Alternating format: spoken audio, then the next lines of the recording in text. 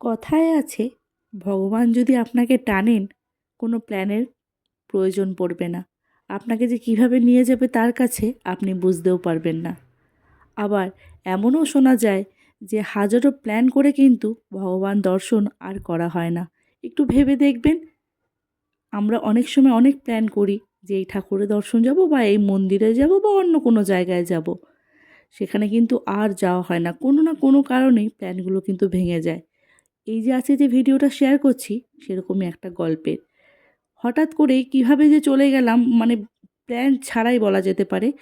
কিসের টানে কীভাবে গেছি একমাত্র উনিই জানেন। গিয়ে জানতে পারলাম সেদিন ছিল একটা বিশেষ দিন। তাও আমার অজানা ছিল। ফেসবুকে পোস্ট করার পর সবাই বলছে, "খুব ভালো দিনে গিয়েছিস।" বাড়িতে আসার পর হাসব্যান্ডও বলছে, "খুব ভালো দিনে তোমাকে টেনেছে।" আজ যে স্বামীজির জন্মতিথি ছিল। আমি শুনে তো অবাক। সেদিন ভোগ দর্শন করলাম না অমৃত, সে তো আমি নিজেকে বোঝাতে পারছি না যে আমি কী ভোগ নিলাম। কথিত আছে বেলুড় মঠের ভোগ হচ্ছে অমৃত।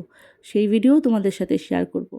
আর জন্মতিথি উপলক্ষে দেখো কি সুন্দর সব সাংস্কৃতিক অনুষ্ঠান।